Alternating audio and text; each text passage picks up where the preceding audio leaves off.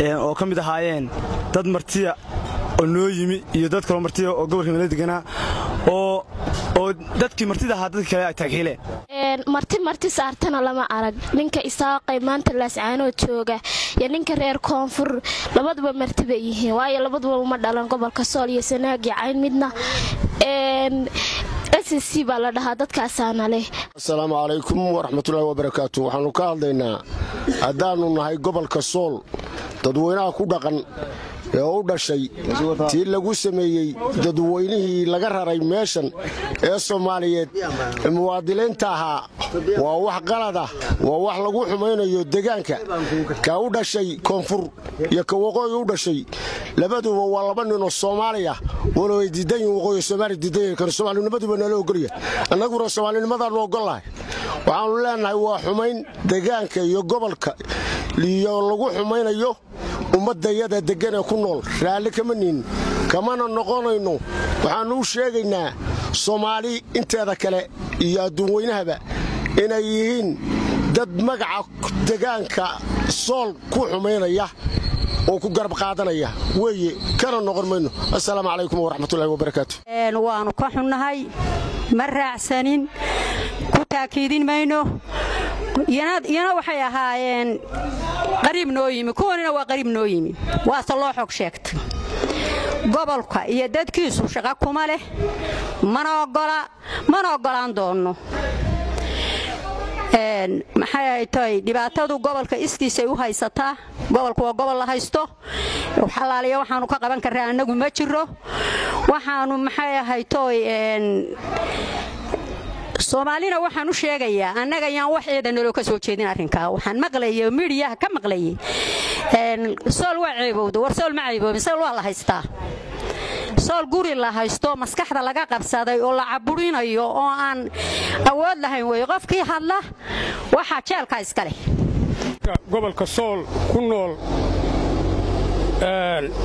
dadka muslimka ee la raafay ee kullay annagu waxay geysteen aanan garanayn wax hadda lagu caddaynayana aanan arag dhegtayaduna maqal waxaannu leenahay wixii lagu saaray waa qalad waa gaf waa nactooyo waa mudarro waannu ka xunnahay raalli kama nihin dad uunbaana arrintaa wata xoog iyo baawarna u sheeganayay arrintaa waxaannu aragnaa ka waqooyi iyo koonfureed gobolka sool waxaannu aragnaa dad u siman inay yihiin dhalashana ayaan ku kala sheegan karin muslimnimana ku kala sheegan karin arrintaasuna dee dad gaara iska leeyihiin. Assalaamu calaykum waraxmatullaahi wabarakaatuh. Marka hore waxaan salaamayaa dadka Soomaaliyeed meel kastoo ay joogaan mar labaadna anigoo ku hadlaya magacayga iyo bulshada gobolka Soolba waan ka xunnahay wixii ka dhacay gobolka Sool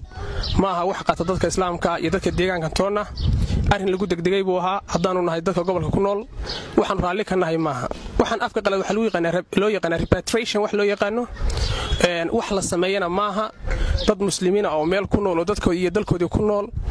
in si xoog ah laga saaro dalkii iyadoo dadkii deegaanka waxba laga weydiin xuqaasha garaadada caaqilada kuwaas oo gobolka ku sugnaa aan waxba laga weydiin oo si degdeg lagu saaray aadayaan uga xunnahay wanayaan darro waxaanu u sheegnaa bulshada Soomaaliyeed meel kastoo ay joogto arrinkan maaha arrin ka yimid gobolada Sool Sanaag iyo Cayn ee loo yaqaan SSC wuxuu ahaa arrin aynan ka iman goboladaas ee ka yimi waftidii ka timi Hargeysa waayo shacabkan waxay ku nooleen gobolka 30 sano wax dhiba maysan arag dadkay kamid ahaayeen ganacsadayaal bay ahaayeen walaalaha ay ahaayeen waanu ka xunahay wixii gaaray Soomaaliduna waa walaalo ma kala maaranto meel kastoo ay joogto waxaanu leenahay waanu ka xunahay aad iyo aad baan uga xunahay waftida saartay nimankaana waxaan leeyahay annagu waxaanu jeclayn markaad noo timaadeen naqancin lahayd inaad tiraahdaan war wixii naga joogay waan igala baxaynaa idinku ismaamula saasaanu jeclaan lahayn inaad saartaan nimankaas xoog ku saartaan xaqiiqdii maanaan jeclayn aad iyo aad baad u mahadsantihiin waxaan ilaahay uga baryaynaa Soomaaliya oo inay heshiiso oo midowdo saasaan ilaahay uga baryaynaa horta niyow arrinkaasi arrin fiican maaha niyo arrin bulshada iyo gobolka ahaan u fiican maaha niyow waxaan ku kala duwanahay malaha diin iyo dhaqan iyo af iyo intaba isku mid baynu ka nahay waa Soomaali baynu isku af baynu ku hadlaa isku diin isku dhaqan isku midab baynu nahay wax laynu kala meel tabta ka waramaanayo midda kale dee dadkan la leeyahay waa la raafaya waxba may galabsan dembi may galin xataa haddii la raafayo raafku waxaan ku kala duwannahay waa maantaba jirin haddii la dhahayo yaa la kaxeeyo in wakhti loo qabtay la raarigeliyo haddaan nahay dee dhallinyarada gobolka sool ama dee waxbarasho ama dee gobolka oo dhan arrinkaas aanan raalli ka ahayn ma aha lagamana ahaan doono dee nin waxaan dadkan haddayna iska qaban birina innagaa layna saarayaa maanta kuwii koonfurka yimi ku dhalashay halkan ay ku waaweynaaday kuwa halkaa ka yimi baa saaray innagana berri wayna saarayaan haddayna iska qaban bismillaahi raxmaan raxiim magacaygu cabdiqani kaahin waxaan ka mid nahay dhallinyarada iyo odayaasha iyo waxgaradka gobolka sool haddaanu nahay haweenweynaha dhammaan gobolka sool arrintii ka dhacday gobolka sool taasoo ahayd in dad soomaaliya oo walaalaheena oo gobolka sool joogay ka ganacsanayay weligood deganaa ugu yaraan 40 sano 20 sano dad deganaa baa jiray dadkaas sifo sharci darra ah oo sharciga Soomaalinimada iyo Islaamka midna meel kaga jirin ayaa dadka loo saaray haddaan nahay gobolka sool dadweynaha ku nool arrintaas raalli kama ahayn dadkaas loo maray wadada loo maray raalli kama ahayn waan ka xunnahay runtii gobolka sool waa gobolada taariikhda kula dhulka Soomaaliyeed waa dad soo dhaweynta iyo Sooriyeenta iyo dhan kastaba ku fiican bay ahaayeen marka haddaan nahay gobolka sool arrin dadkii lagala tashaday maaha odayaashii garaadadii waxgaradkii gobolka sool arrin lagala tashaday maaheen arrin dad khaas ah oo runtii aan iyana u fiirsan arrintaas ku kaceen bay ahayd marka haddaan nahay dhallinyarada iyo waxgaradka gobolka sool iyo odayaasha arrintaas aad baan uga xunnahay koonfur iyo waqooyi annaka waa isku kaaya mid labadoodu waa isku kaaya mid marka labadu waa dal Soomaaliyeed marka arrintaas aad baan uga xunnahay waan ka soo horjeednaa dadka walaalaha shifada sharci darrada loo saarayna waxaan leenahay arrintaas gobolka sool waa ka bari dhammaan gobolka sool waa ka bari arrintaas saasaan u sheeganaa saasaan u cadeynaa insha Allah السلام عليكم ورحمة الله وبركاته أنا قاعد لي أفكر دليرة قبل كسول أما هوينها قبل كسول أنا وحر علي أنا كنا هاي دتك على الصاري الصومالية ما شرتو مرتي صارتنا لما أرق منك إساق ما أنت اللي سعانو تشوجة يعني إنك رير كونفر لبض بمرتبيه واي لبض بمدلان قبل كسول يسناجي عين مدنا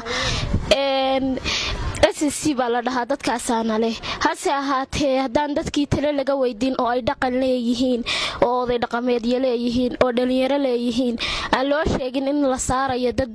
marti ahaayo iyagoo nala joogayoo 20 sano nala joogay intii ay joogeenna wax dhibaato ay gobolka ka dhicin dhibaatadani waxay bilaabatay maalintii Somaliland waa la dhihi karaa hase ahaatee hadda iyagu yiraahdeen amni baaba laga eegayaa in dadkan waxay ahayd loo sheego la dhaho waqti baa la idin siinayaa waqtigaas kaga baxa in iyagiyo caruuro qaar umili ku jirto qaar danyari ku jiraan la saaro runtii wax qurux badan ma aha dhacday dadkii hantiba gobolkii ka taala in marka koobaad dadkan bulshada bay khusaysaa inay u ilaaliyaan talabaad aflagaadada laga dirayo ee dumar intay soo niqaabtaan gobolka u dhalan iyo rag ka hadlayaan oo leeyahay waan ku raacsan anagu gobolka hadan ay kuma raacsaneen assalaamu calaykum warahmatullaahi wabarakaatuh anagu odayaasha gobolka sool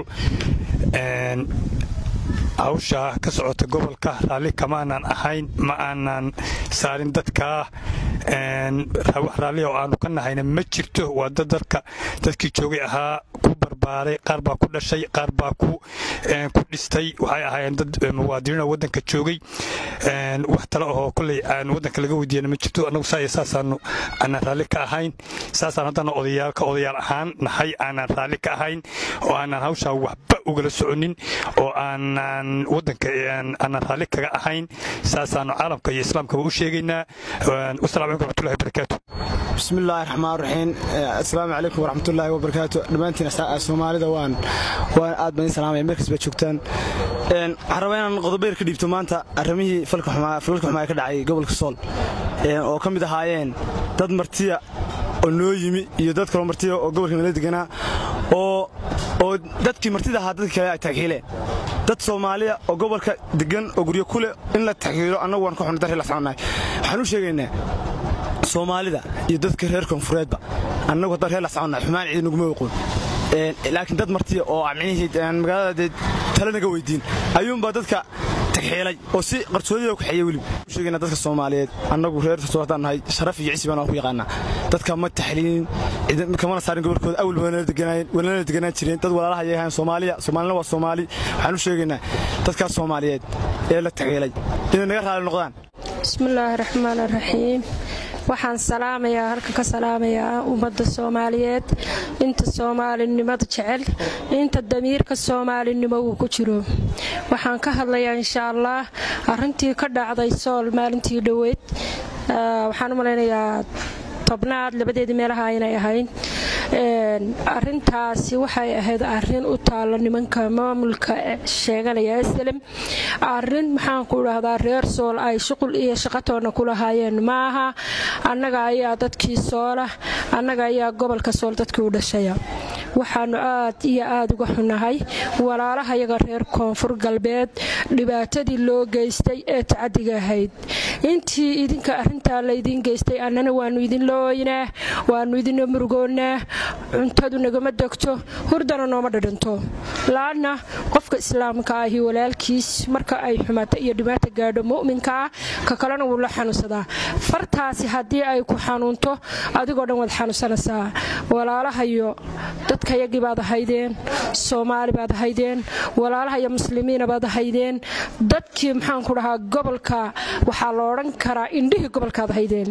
shacabkii gobolka dadkii ugu wanaagsanaa baad ahaydeen ganacsatada baad ahaydeen waxa weeye maxaan ku dhahaa muwaadiniinta baad ahaydeen laakiin waa la idin tooray maxaan ku dhahaa awood baa la idin sheegtay shaar baa la idin gashaday annagana habeenkii baa dhigayagu qulqulaa idinkana maalintii baa la idin awood sheegtay marka waxa weeye walaalayaal waad ogtihiin arinta ka dhacda Sool taanu qabno waad ogtihiin aad iyo aad waxaan uga xunahay tacadiga iyo dhibaatada la idin geystay ilaahay subxaanahu wa ta'aala ha idin boogadhayo ilaahayna meesha tan meel ka khayr badan insha Allah ilaahay ha idin ku bedelo ganacsigiini waa idin bad qaba insha Allah cidna ma dhici doonto cidna ma burlaqaysan doonto insha Allah garabkiina ayaanu nahay markasta waxaanu garabkiina ku nahay walaaltinimo Soomaalinimo islaamnimo ayaanu garabkiina ku nahay markasta waanu idin dhibaatoonana waanu idin murugoonina insha Allah mana iilan doontaan waad guulaysan doontaan insha Allah iyaguna way ka bixi doonaan wadanka insha Allah isagoo nabadana way isugu iman doonaan waad noo soo noqon doontaan insha Allah Allah idin caawilo Allah garabkiina ha istaago garabkiina midig ayaanu markasta nahay guul baanu idin leenahay insha Allah waynu guulaysan doonaa dhamaanteen